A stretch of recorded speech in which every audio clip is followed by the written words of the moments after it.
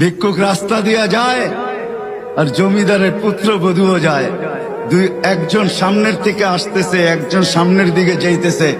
দুইজনের ক্রসিং এর সময় ভিক্ষুকের গায়ের কাদা জমিদারের পুত্রবধূর গায়ে লেগে গেছে। সে দুনিয়া আন্ধার করে ফেলছে, স্বামীকে টাইকা নিয়ে আসছে, বলছে ভিক্ষুক আমার কাপড় নষ্ট করে দিছে। সে শুধু ভিক্ষুক ছিল না, বৃদ্ধ ছিল।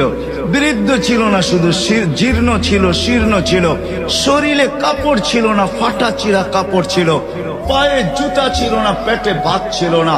জমিদারের পুত্র সইতে পারে নাই, যৌবনী শক্তি সয় তো সয় কি কইরা, তার স্ত্রীর গায়ে ভিক্ষুকের কাদা, বস সমগ্র শক্তিকে হাতে জমা করা, একত্র করা বৃদ্ধের গালে বসায়। বৃদ্ধ কিচ্ছু বলে নাই, শুধু উপরের দিকে তাকায় দুই তিনটা শব্দ উচ্চারণ করছেন।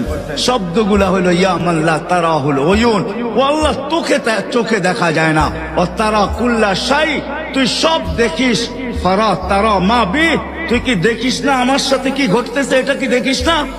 বলতে দেরি যুবক, মরতে দেরি হয় নাই। জমিদার চলে আসছে, প্রতিশোধ নিবে। বৃদ্ধের একদিকে মুস্কি হাসি, একদিকে বলতেছে প্রেমের খেলা এমনই হয়। জিজ্ঞাসা করছে কিসের প্রেমের খেলা রে? বলছে ওর প্রেমিকার গায়ে আমার কাদা লাগছে, পায়ের কাদা লাগছে, ও সইতে পারে নাই, যৌবনী শক্তি দিয়ে আমার বৃদ্ধ গালে বসায় দিছে। আমাকেও একজন ভালোবাসে, সেও সইতে পারে না,